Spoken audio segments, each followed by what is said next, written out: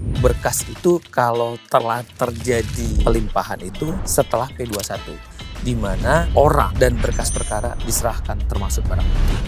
Jadi tidak bisa di tengah dipotong terus dikasih aja. Dengan kejadian yang kemarin sebenarnya itu adalah pertentangan dengan apa yang dimaksud dengan Kitab Undang Hukum Acara Pidana. Apa akibat hukumnya Pak Azmi? Apakah nanti akan menggugurkan status tersangka Pak Febri Adriansyah sendiri? Tentu, karena kan ada mekanisme prosedur. Di KUHP yang sekarang itu ada pasal 1 angka 28 tentang tersangka dan ada pasal 1 angka 31 tentang penetapan tersangka. Nah, sepanjang yang kita tahu kemarin, tampaknya Mabes Polri belum melakukan pemeriksaan terhadap Pak Febri. Satu, ini di Prapit masih ada celah. Bisa jadi saya bilang tadi statusnya bisa gugur. Penetapan tersangkanya tidak sah, akhirnya harus diulang lagi dan segala macam. Kedua, jaksa juga punya DP Noring kan, Depo Jaya bisa hentikan tuh ini kepentingan umum, takut nanti ini friksi tambah besar.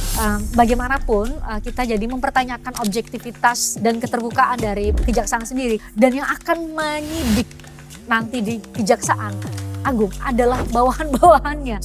Seharusnya kalau kemarin mau bijaksana gitu loh, Justru KPK. netralitas ada KPK. Orang nggak akan melakukan penggeledahan kalau tidak ada dugaan peristiwa pidana atau kejahatan yang terjadi.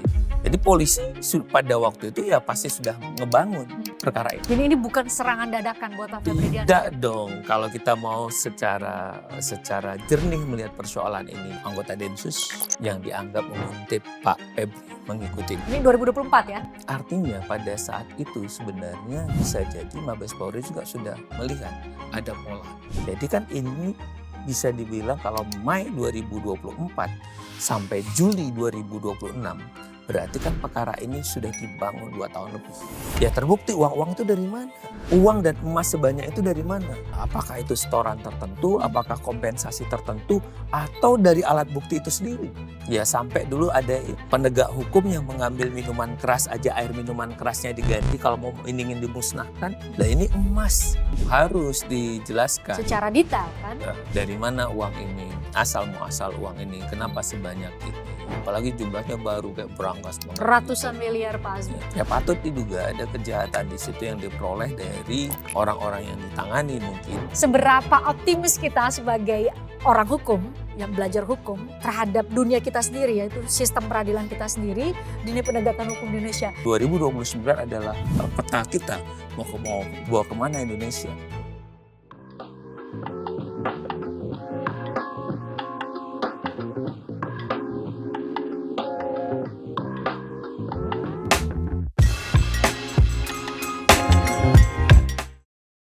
Pemindahan perkara dugaan tindak pidana Jampitsus Febri Adriansyah dari yang sebelumnya ditangani lidik dan sidik oleh Polri kemudian dipindahkan ke Kejaksaan tentu menimbulkan pertanyaan buat kita semua, karena seharusnya biasanya mekanismenya adalah dari ada penetapan dulu berkas perkaranya lengkap dan kemudian lanjut ke tahapan selanjutnya yaitu diserahkan kepada jaksa untuk masuk ke tahapan penuntutan. Apakah ini akan bisa menjadi celah hukum dalam proses hukum yang tengah berjalan saat ini? Saya sudah bersama dengan pakar hukum pidana Universitas Trisakti, Pak Azmi Syahputra. Makasih Pak Azmi ya. Sama-sama. Ini kesekian kali biasanya kita bahas ketemu kasus lagi. Pina ya. Tapi kali ini kita bahas mengenai tadi Pak Azmi, mengenai prosedur itu. Kayaknya anak hukum di seluruh Indonesia kemudian jadi bertanya-tanya. Mungkinkah ada mekanisme yang memang punya alas hukum di KUHP dan KUHAP kita yang baru sekarang. Oke. Pada saat ini dipindahkan, bukan dilimpahkan seperti biasa yang kita tahu ya. Kalau dilimpahkan itu kan berarti ada proses bolak-balik berkas perkara dulu P19, kemudian ditetapkan lengkap oleh jaksa peneliti, kemudian baru ada pengalihan atau pelimpahan berkas perkara. Tapi kalau ini kan pindah semua, dipindahkan ke Kejaksaan. Secara prosedur hukum dulu deh. Kalau kita bicara tentang secara prosedur hukum, tentu Undang-Undang Nomor 20 Tahun 2025 itu ada azas legalitas namanya. Jadi di awal-awal prinsip itu diletakkan. Di pasal 2 itu dinyatakan bahwa peradilan itu dilakukan berdasarkan tata cara yang diatur dalam undang-undang, dalam hal ini Undang-Undang Nomor 20 Tahun 2025. Jadi mekanismenya kan demikian. Itu akhirnya kalau kita lihat dalam praktek selama ini tadi, kalau berkas itu kalau telah terjadi pelimpahan itu setelah P21. Jadi ada tanda tangan sekarang itu ada tanda tangan kejaksaan mana yang bertanggung jawab setelah P21 atau dibilang itu adalah pelimpahan tahap 2 di mana orang dan berkas perkara diserahkan termasuk barang buktinya. Jadi tidak bisa di tengah dipotong kasih aja terus gitu dikasih aja. kebiasaan. Jadi ini tidak ada. Jadi kalau kita misalnya mengacu ya ke dalam pasal hari ini di ayat 61 ayat 3 KUHP itu jelas sekali dinyatakan kalau sudah lengkap baru itu diberikan. Terus bisa juga kita lihat pasal 8 ayat 4 KUHP. Nanti monggo untuk Kita dibaca tampilkan kepada secara ditampilkan segala macam. Dan juga nanti coba lihat di pasal 620 Kitab Undang Hukum Pidana. Jadi 620 KUHP itu juga bilang dalam Tipitsus semua lembaga berperang sesuai undangnya masing-masing. Jadi pada waktu Polri kemarin ya seharusnya dia harus sampai tuntas. Nah, ini yang menurut kita adalah ada kejanggalan atau ketidaklaziman atau unproportional karena di dalam KUHP itu di dalam pasal 2 sudah diletakkan bahwa tujuan daripada peradilan pidana itu bekerjanya aparat penegak hukum secara profesional dan proporsional. Dengan kejadian yang kemarin sebenarnya itu adalah bertentangan dengan apa yang dimaksud dengan Kitab Undang Hukum Acara Pidana. Apa akibat hukumnya Pak Azmi? Karena iya ini sepertinya kalau kita baca itu hanya kompromi, kalau bahasa sejumlah media dan bahasa netizen itu kompromi antara Polri dan Kejaksaan Agung. Meskipun kita harus disclaimer bahwa ini bukan pernyataan resmi. Tapi apa akibat hukumnya? Kalau kita mengenal ada pra peradilan gitu ya, apakah nanti akan menggugurkan status tersangka Pak Febri Adriansyah sendiri? Tentu karena ada prosedur. Kalau kita lihat kemarin itu kan rangkaian tanggalnya setelah ada penggeledahan. Setelah ada tanggal penggeledahan, terus ada konversi pers dari Pak Febri yang menyatakan memang dia tahu tentang tempat itu. Walaupun dia menyatakan ada orang dan Yang usaha yang memiliki. lain yang memiliki untuk itu. Tapi besoknya itu kan hari Sabtu dini hari Pak Febri mengundurkan diri dan setelah itu juga ada penetapan tersangka. Kalau kita lihat dari peta jalan yang hanya 3 hari dari penggeledahan, 3 sampai 4 hari itu kita lihat kapan? Karena KUHP itu kan harus meminta kecuali dalam tertangkap tangan. Pak Febri tidak dalam kapasitas tertangkap tangan walaupun ada objek. Ini kalau nanti akan terjadi Konstruksi hukum dialektika hukumnya, orang akan melihat kecuali tertangkap tangan oke bisa langsung bikin penetapan tersangka. Tapi kalau ini kemarin kan barangnya dulu yang ditemukan. Hampir sama juga dalam perkara tidak pidana narkotika. Misalnya ada barang ditemukan, terus kan dicari siapa yang empunya terhadap subjek hukum ini dalam keterkaitan apa gitu loh. Lagi-lagi penyidikan kemarin belum tuntas. Ini yang menurut kita mungkin mungkin ini menghindari perbenturan friksi antara lembaga penegak hukum. Karena ini adalah petinggi ya. Jadi kalau pertarungan di Menara Gading ya kan selevel bintang 3 Pak Febri tentunya ya bisa jadi ada peta kekuasaan yang sedang berbeda atau ada sesuatu yang sedang dipersiapkan untuk ini yang menurut saya menjadi menarik. Tapi saya mau ingin menegaskan itu, tapi bisa jadi langkah dari Polri dipindahkan ke Kejaksaan ini bisa menggugurkan status hukum tersangka Pak Febri Adriansyah.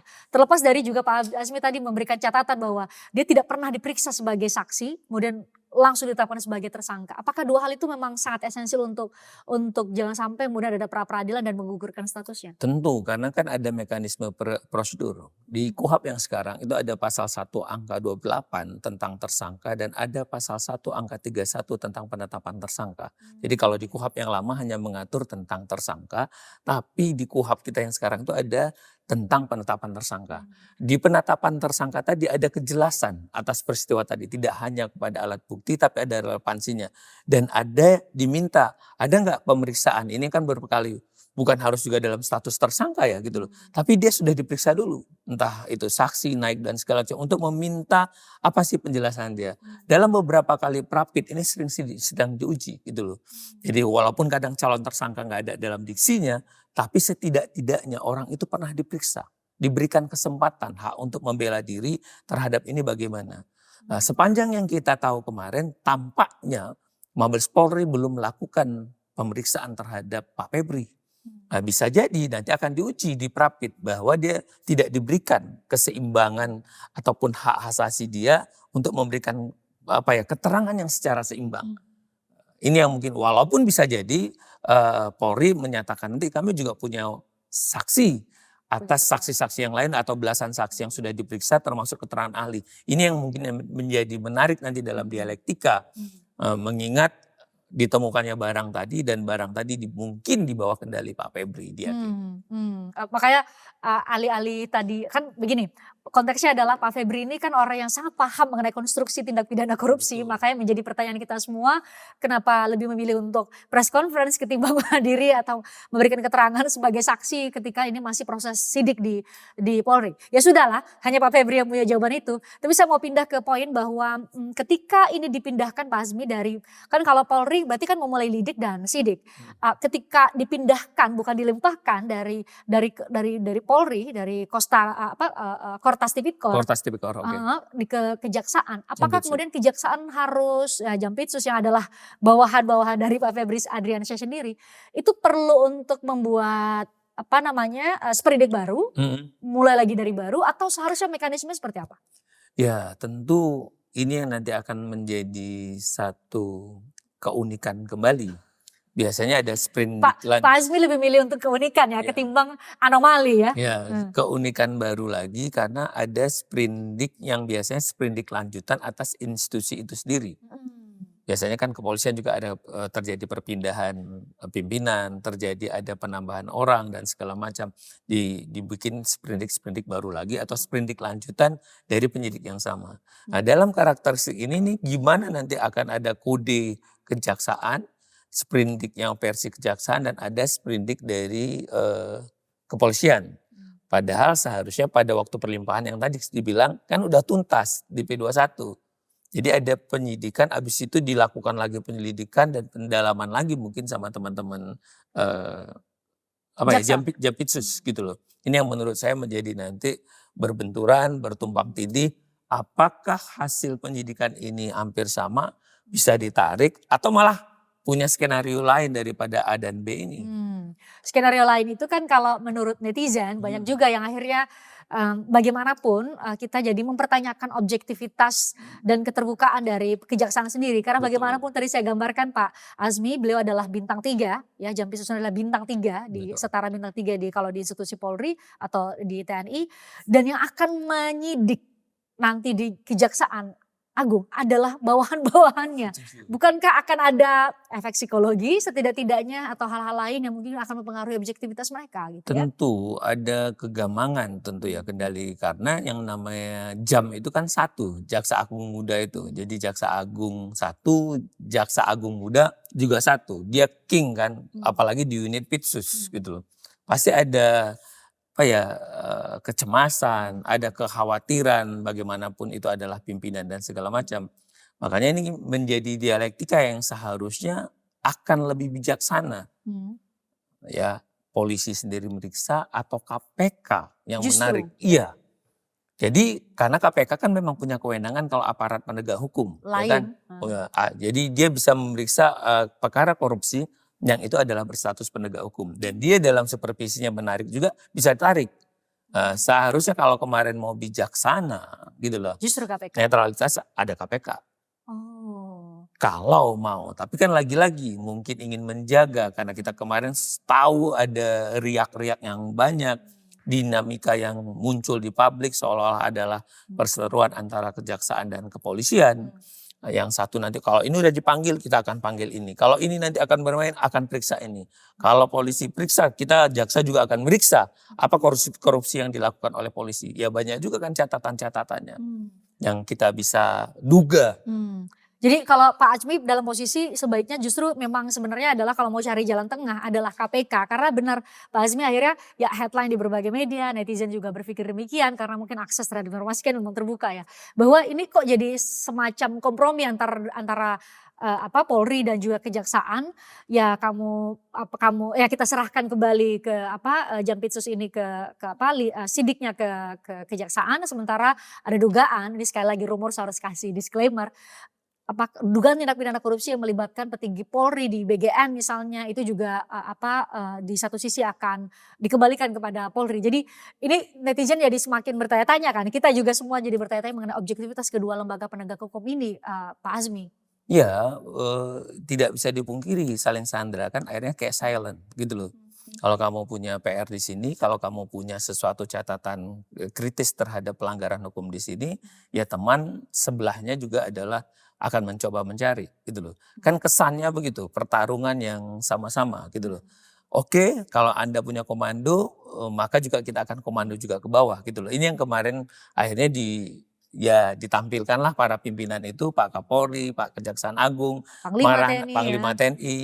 Karena kenapa harus sampai Panglima TNI yang juga muncul kan pada waktu penggeledahan, di saat yang sama ada beriringan di Mako Mapolda, itu kan juga hal-hal yang tidak lazim. Betul ya, dikawal di rumah Iya gitu kan, ya, ada dikawal apa-apa TNI kan ya. terlalu berlebihan untuk masuk ke sana pada waktu ini adalah peristiwa pidana yang memang terjadi. Karena kan penggeledahan itu kan salah satu upaya paksa yang memang apa ya, bentuk peristiwa pidananya itu ada.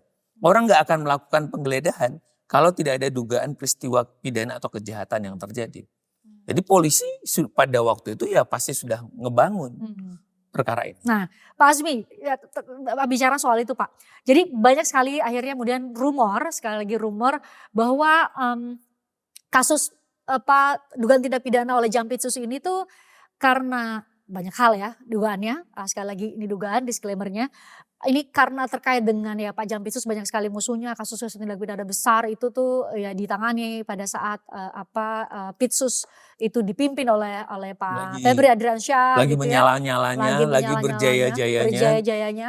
Terus ada juga yang mengaitkan bahwa ini adalah ya rivalitas antara penegak hukum berbaju coklat tua dan penegak hukum berbaju coklat muda, atau rivalitas mengenai kepentingan atau kekuatan politik. Katakanlah ada yang menyebut bahwa ini adalah kekuatan Solo dan juga kekuatan Presiden Prabowo saat ini. Sekali lagi itu adalah rumor yang mungkin tidak bisa kita buktikan secara hukum. Tapi Pak, dengan konteks munculnya, kalau kita kan lihatnya ini hari ini udah digeledah, besok jadi mundur, kemudian menjadi tersangka. Tapi ternyata ya tadi kita ngobrol sebelum kamera menyala, itu proses sidik itu sudah dimulai oleh Kortas Tipikor itu dari tahun 2025 dan sebenarnya sempat dilaporkan ke KPK pada tahun 2024 ya, sebenarnya dugaan yang mengenai misalnya konteksnya batu bara misalnya. Jadi nggak ujuk-ujuk ya Pak? Tentu, sebenarnya kalau kita melihat yang ramai di publik sewaktu ada dari pihak kepolisian. Waktu itu ada yang ketangkap, anggota Densus yang dianggap menguntit Pak Febri mengikuti. Ini 2024 ya? 2004 Mei kalau saya tidak salah. Mei 2024 pada waktu itu kita bisa trace kok dia di Google. Waktu itu ramai menjadi viral seolah-olah Mas Febri lagi sedang menangani kasus-kasus besar. Jadi TO gitu ya? Jadi target ada apa dan segala macam. Artinya pada saat itu sebenarnya bisa jadi Mabes Polri juga sudah melihat ada pola. Jadi penguntitan itu dilihat atas subjek orang siapa yang ditemui oleh Pak Febri, tempat mana yang dijadikan oleh beliau untuk menjadi pertemuan-pertemuan. Kenapa lebih tertarik atau lebih sering ke tempat itu? Hari ini 12 atau 13 titik yang kemarin ditemukan oleh teman-teman tim Tipikor itu adalah hasil daripada penguntitan itu kan. Kan udah dibangun berarti perkara ini. Jadi kalau ada perkara besar, kenapa ketemunya di situ? Kalau ada perkara besar, kenapa subjeknya atau orang-orang ini ada di situ? Dalam pertemuan itu? Iya, jadi harus ada Pak Febri, mungkin ada orang-orang tertentu, atau ada orang-orang yang memang dilibatkan secara profesional dan segala macam. Nanti mungkin sudah dilihat juga pergerakan-pergerakannya, pergerakan ajudan, pergerakan Pak Febri dan segala macam. Jadi kan ini bisa dibilang kalau Mei 2024 sampai Juli 2026 berarti kan perkara ini sudah dibangun 2 tahun lebih. Bisa jadi sudah terdetek ini. Kenapa tempat itu? Mungkin dari orang terdekatnya Pak Febri juga sudah dapat keterangan yang kita tidak ketahui. Oh Pak Febri sering di sini, sering sini. Jadi ini bukan serangan dadakan buat Pak Febri Diansyah? Tidak dong. Kalau kita mau secara jernih melihat persoalan ini. Jadi di saat beliau menjalankan kewenangannya, tapi ada juga mungkin penyimpangan kewenangan yang dilakukan oleh Pak Febri. Misalnya barang buktinya nilainya X, ternyata ada negosiasi yang lain. Dan ini kan tentu melukai oleh orang-orang yang mungkin pernah jadi tersangka, orang-orang yang pernah jadi terdakwa, atau orang-orang yang pernah terpidana. Mungkin asetnya disita, mungkin asetnya diblokir, tapi ternyata kok jadi beda ceritanya. Mungkin ada yang dimanfaatkan oleh Pak Febri secara pribadi. Ya terbukti uang-uang itu dari mana? Uang dan emas sebanyak itu dari mana? Nah, apakah itu setoran tertentu, apakah kompensasi tertentu, atau dari alat bukti itu sendiri? I am so sorry to say that. Ya sampai dulu ada penegak hukum yang mengambil minuman keras aja, air minuman kerasnya diganti kalau mau ingin dimusnahkan. Lah ini emas lebih berat Termasuk rumornya lebih berat dari Monas loh Mbak. ya 74 kilogram. Iya, lebih kalah pendiri bangsa ini sama Mas Febri kan, gitu loh. Monas nggak ada apa-apanya sama Brankas dia kan gitu. Belum lagi jumlah uang cash yang dimiliki di Brankas ya. Ya itu dari mana? Untuk apa? Kok ada uang segar begitu? Ya gimana perekonomian di bawah juga nggak bisa hidup? Seharusnya uang itu kan bergerak. Di press conference kan Pak Febri menyebutkan ada yang punya gitu. Pak Febri mengakui bahwa uang itu ada, tapi di belakang kemudian kan ada narasi bahwa iya ada yang punya gitu. Di satu sisi kan kita tidak bisa melihat beda-beda konteks nih sama Pak Jampitsus ya, mantan Jampitsus sekarang sudah mundur. Beliau kan orang yang paling mengerti bagaimana konstruksi tindak pidana korupsi. Seharusnya kalau memang mau terbuka kan berarti cerita dong asal muasal uangnya, buktikan dari mana, bagaimana. Kalau memang mau membuka secara terang benderang. Ini kan bukan orang yang awam terhadap tindak pidana korupsi itu sendiri ya Pak Azmi. Iya, kemarin nih kita lihat pada waktu konversinya Pak Febri itu ya malah dia kayak orasi kan, gitu loh. Kita berharap kemarin bisa dengan terang gayanya seorang Pitsus dong, gitu loh. Sangat mengerti bagaimana unsur-unsur memenuhi unsur. Karena kan Pitsus itu kan clear ya, saya bilang dia kayak di F1 ya formula. Jadi dia bukan di jalan kecil dalam menangani satu perkara, tapi dia berada di suatu sirkuit yang punya kecepatan-kecepatan yang lebih tinggi menangani satu perkara. Kerumitan-kerumitan yang luar biasa. Kerumitan. Sehingga seharusnya kemarin bisa menjelaskan uang ini berasal dari ini, uang ini bisa dititipkan dari ini, uang ini adalah dari usaha sekian, usaha saya yang sekian dan segala macam. Kalau memang dia beritikat baik. Tapi rasa-rasanya sulit untuk menemukan jumlah kali dengan jumlah yang banyak itu ya. Jumlah barang bukti yang diperoleh untuk dia menyusun narasi menurut saya. Kalau uangnya itu kira-kira masih bisa terpikir oleh dia. Hanya mungkin beberapa secara gajinya dapat, secara tunjangannya dapat, secara honornya dapat kira-kira dari pengabdian dia sekian puluh tahun. Atau tambah usaha mungkin, usaha-usaha yang legal mungkin. Tapi ini sulit untuk menjelaskan. Seri uang itu ketahuan misalnya. Berarti Anda peroleh dari sejak kapan kan akan terdetek.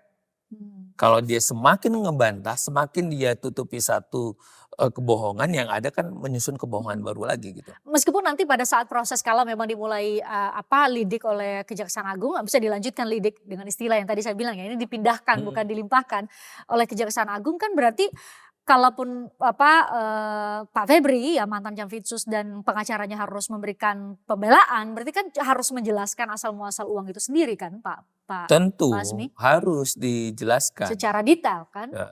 Dari mana uang ini, asal muasal uang ini, kenapa sebanyak ini. Apalagi jumlahnya baru kayak berangkas banget. Ratusan miliar Pak Azmi. Ya, lembarnya baru Indis semua ekonomi ya. Iya, indis ekonomi gitu kan. Jadi pecahan dolar ya.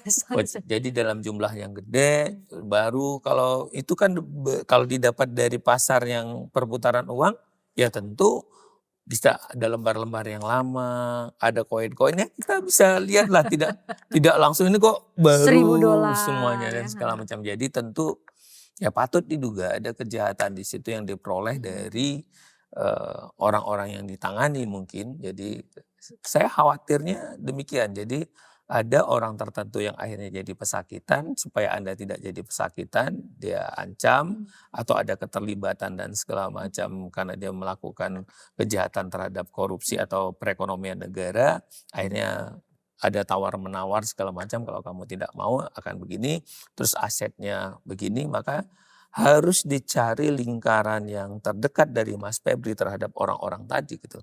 Adakah orang-orang sekitar tadi? Ini kan itu dari batubara, Asabri, Jiwasraya gitu ya yang besar-besar ya. tambang, nikel dan segala macam. Nah, ini harus bersuara. Biasanya dalam beberapa kasus kalau sudah begini masyarakat dibutuhkan untuk bersuara. Mirip ini ya kasus Rafael Alun misalnya ya tiba-tiba muncullah tuh rumah-rumah di banyak tempat ya, yang misalnya kalau ada diblokir, apakah uang diblokir itu masih ada apa tidak? Yang sampai ada pemindahan. Jangan-jangan ada pemindahan. ini harus speak up dong gitu loh. Itu kan nyata-nyata ada penyalahgunaan wewenang dong. Dia bilang blokir, misalnya kejaksaan bilang blokir, tapi satu sisi adalah terbuka Oh, ada permindahan misalnya, ada transfer dan ya bisa ke diambil. pihak lain. Pak Azmi, saya mau bicara mengenai ekspektasi kita nih sebagai netizen dan citizen nih ya, yang berharap bahwa ini menjadi momentum buat aparat penegak hukum kita untuk bisa menunjukkan bahwa apakah mereka benar-benar mau memberantas korupsi, karena ini adalah salah satu pucuk pimpinan tertinggi di Kejaksaan Agung, sehingga ya di satu sisi kita bertanya dan meragukan objektivitas dari Kejaksaan Agung itu sendiri yang akan dijawab oleh waktu. Tapi di sisi lain, Pak Azmi, ketika tersangkanya atau nanti pelakunya terpidana kalau diputus oleh pengadilan terbukti, apakah ada yang namanya istilahnya pemberatan? Karena kali ini tuh ini udah dia jaksa, dia penegak hukum, dia adalah jaksa agung muda tindak pidana khusus yang tentu sangat mengerti dengan rekam jejak yang sangat panjang, bukan awam hukum lah sederhananya. Apakah ada pemberatan terhadap orang dengan kondisi demikian? Tentu KUHP sih memang memberikan ancaman orang yang punya kewenangan seharusnya dia menjaga malah dia melanggar atau dia harusnya itu jadi larangan tapi bagi dia lakukan sepertiga. Jadi ya tergantung kalau nanti dijatuhkan 15 tahun ya ditambah sepertiga jadi 20 tahun. Ya tergantung hakim lagi-lagi dan jaksa. Tapi kan kita sudah banyak belajar juga dalam aparat-aparat penegak hukum, ya kan? Kasus Pinangki misalnya, kasus pejabat-pejabat tertentu. Ini kan juga menjadi sebuah catatan bahwa orang-orang yang punya tinggi jabatan itu tadi akhirnya seolah-olah ya ada diberikan posisi yang lebih mudah, posisi yang tidak begitu berat menurut saya. Tidak ada yang sampai akhirnya walaupun kemarin sempat ada sinyal-sinyal netizen juga mendorong kepengen penerapan hukuman gitu.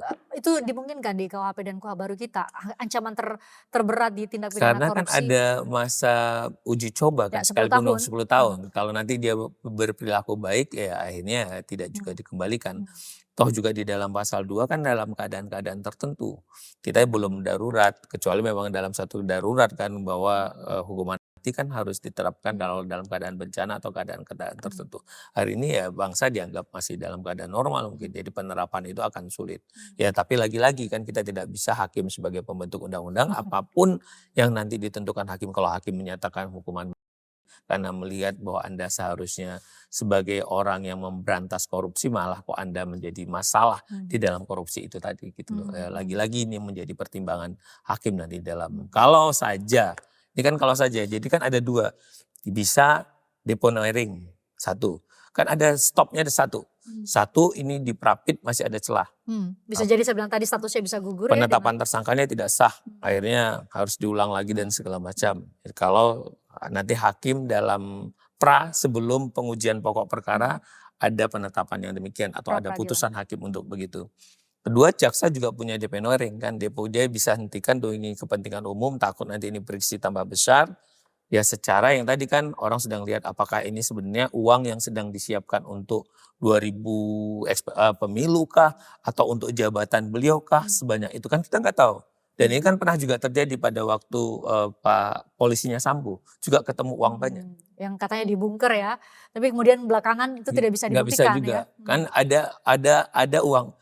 Mahkamah Agung kemarin Pak Jarod juga kan modusnya sama, uang semuanya. Hampir 1 triliun juga Ya angkanya. kan, hakim-hakim tertentu, pejabat-pejabat tertentu juga nyimpan uang tertentu juga. Diduga menitipkan ke dia ya. Kan ada pola kayaknya jabatan-jabatan tertentu, entah itu setingkat ketua pengadilan, hakim-hakim senior, atau aparat penegak hukum tertentu, pengusaha, penguasa, kayaknya simpan uangnya di dalam bunker-bunker itu yang untuk banyak, kita nggak tahu nih untuk apa. Pak Azmi, tadinya saya mau kasih pertanyaan terakhir buat Pak Azmi, itu catatan kritis buat kasus ini gitu. Tapi saya jadinya karena ingat Pak Azmi ini adalah pengajar hukum gitu ya di Fakultas Hukum. Pak Azmi, kalau ada kejadian kasus seperti ini dulu ada Sambo, kemudian Jarod Rika, terus ada Pak Nur Hadi dulu ya Sekjen Mahkamah Agung ya. Terus ada kasus ini gitu ya, jaksa agung muda tindak pidana khusus loh, diduga melakukan dan punya uang. Kan gak mungkin dia tidak tahu dan tidak bertanya gitu. Pak Azmi, saya datang, Pak Azmi saya mau kasih 5 miliar ke Pak Azmi. Pak Azmi nanya dong, Fristi ini dari mana uangnya, saya mau titip ya. Apalagi angka dengan sebesar itu dan emas dengan jumlah sebanyak itu yang lebih banyak dari Monas.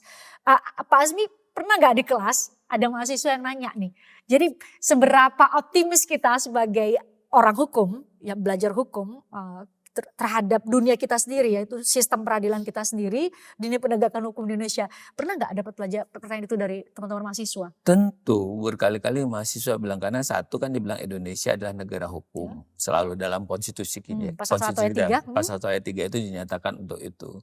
Tapi kan lagi-lagi kita tidak bisa hanya melihat orang, Mbak. Kalau hanya penggantian orang, tapi sistemnya tidak bisa. Jadi ya akan begini terus kan, OTT akan terus terjadi, keculasan terjadi, anggaran juga akan terpotong. Ya sorry banget Mbak, hari ini misalnya kita bisa lihat daerah hanya bisa menghidupi 40-50, lainnya dari pusat. Transfer dana pusat ke daerah. Dana alokasi khusus dan segala macam. Terhadap dana alokasi khusus itu kan harus dipikirkan. Oh di daerah ini dapat, dia harus punya sesuatu, dia harus setor. Kita sering lihat kan, dari pengusaha lokal menyetor kepada kepala daerah mau nyetor kemana lagi untuk supaya dia teken dulu apa tekan dulu apa teken. Itu kan, ini kan sama. Apakah Mas Febri kemarin dia tekan dulu baru dia teken, apa teken dulu baru tekan? Ya kan bukan orang yang mau ngasih gitu loh. Jadi tapi apapun itu kita harus optimis kan.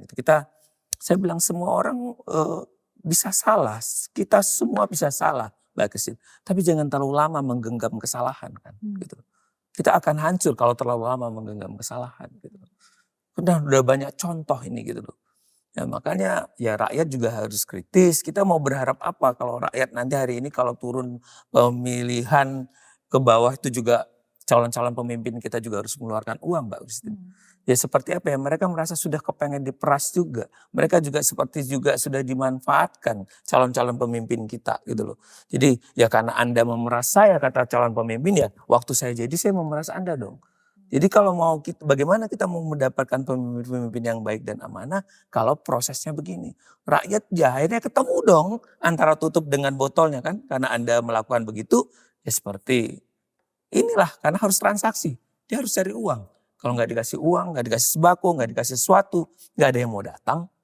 Nah, jadi kalau kita mau amanah ya ini juga koreksi kepada semua kita untuk belajar dan berbenah. Jadi jangan nyalahkan juga katakanlah pimpinan kita atau calon pemimpin kita. Rakyat juga harus diajar. Kita baru mendapatkan secara keseimbangan begini kalau kita sama-sama kepengen introspeksi.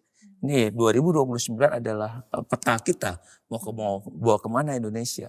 Kalau kita mau bilang, sehingga kalau kita nggak mengambil uangnya, kita kan enak menagihnya tanggung jawab atas pimpinan-pimpinan kita. Tapi kalau sudah mau dibeli suaranya, no uduk jiwit kata wong Jawa. Ya kan duit itu kan no uduk, kalau sudah dicekel akan menjiwit kita gitu. Akhirnya ketergantungan kita, apalagi sampai uangnya sebesar itu. Ya mudah-mudahan dia menjadi catatan buat kita semuanya. Momentumnya nggak akan terputus mata rantainya kalau kita juga bisa dibeli ya. Betul. Sebagai pemilik hak suara gitu ya, terus kita dapat ya pemimpin yang terpilih juga akhirnya orang-orang yang wajar dong kan ketemunya begitu kan gitu loh, seperti ketemu botol dengan tutupnya saja gitu loh. Anda mau demikian. Thank you ya Pak Azmi ya, di sela Pak kesibukan sebagai pengajar hukum dan menguji dan banyak hal. Terima kasih sudah menyempatkan hadir ya. Sehat selalu Pak Azmi. Thank you ya.